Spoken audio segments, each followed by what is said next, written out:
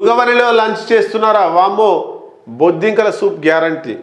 Soup కోసం హోటల్కి పోతాం, తినడానికి పోతాం, ఫ్యామిలీ తోటి, ఫ్రెండ్స్ తోటి, ఆఫీస్లో కొలీగ్స్ తోటి, ఇట్లా వారానికో నెలకో 15 రోజులకో 2 నెలలకో ఏదో ఒక ప్రోగ్రామ్ తోటి వివిధ రకాల హోటళ్లకు వెళ్తుంటాం.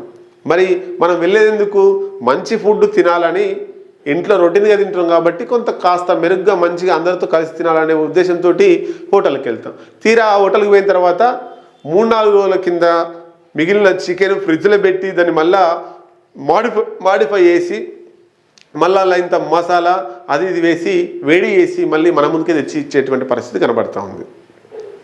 చూద్దాం మనకు నిన్న ఒక వీడియో, ఒక మిత్రుడు, జర్నలిస్ట్ మిత్రుడే హైదరాబాద్లో ఒక హోటల్కి పోయిండు. హోటల్కి పోతే అక్కడ జరిగినటువంటి సంఘటన మీకు చూపిస్తా ఒకసారి.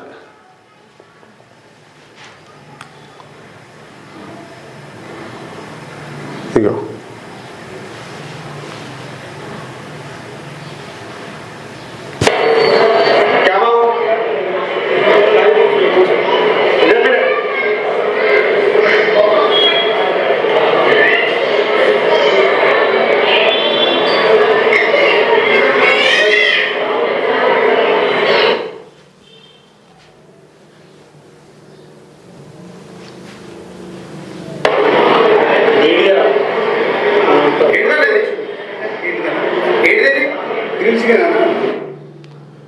గ్రీన్ చికెన్ ఆర్డర్ ఇచ్చిర్రు. ఆర్డర్ ఇస్తే చికెన్ తెచ్చిండు. చికెన్ మీద బ్లడ్ మరక కనబడుతుంది. ఏంటి అని అడిగితే పైన ఏదో పడి ఉంది, అది ఏమంటారు, అది సాస్ లాంటిది పడిందని చెప్పిండు. కానీ చికెన్ మొత్తం ఓపెన్ చేయక కూడా బ్లడ్డే ఉంది.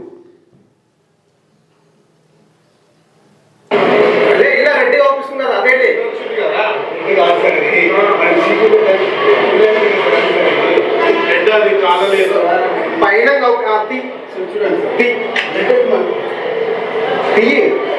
ఎక్కడ ఉంది సార్ ప్లేట్?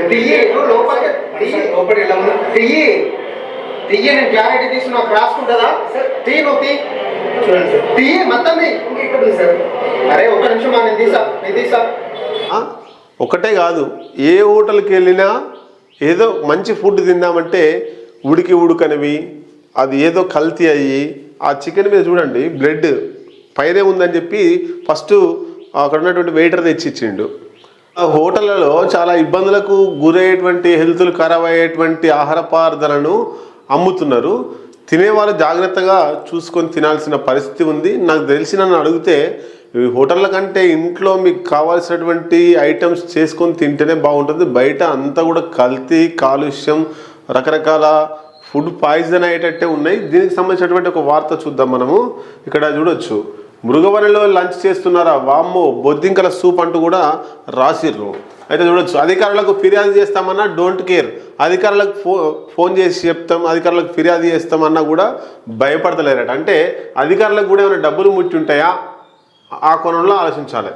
దిక్కున్న చోట చెప్పుకోండి అంటూ దబాయింపు, కనీసం సారీ కూడా చెప్పని మేనేజ్మెంట్, చేవెళ్ళ దారిలో రిసార్ట్ వ్యవహారం అట. చూద్దాం, ఇగో బొద్దింకల సూప్ దానికి సంబంధించినటువంటి బిల్లు. మీరు ఎప్పుడైనా మోయినాబాద్ రూట్లో వెళ్ళారా? చేవెళ్ళ దారిలో ఈ రిసార్ట్ తెలియని వారు ఉండరు. చాలామంది ఇక్కడే లంచ్ చేయడానికి ప్లాన్ చేస్తుంటారు. అయితే ఇది ఇప్పుడు వెరీ డేంజరస్గా మారింది.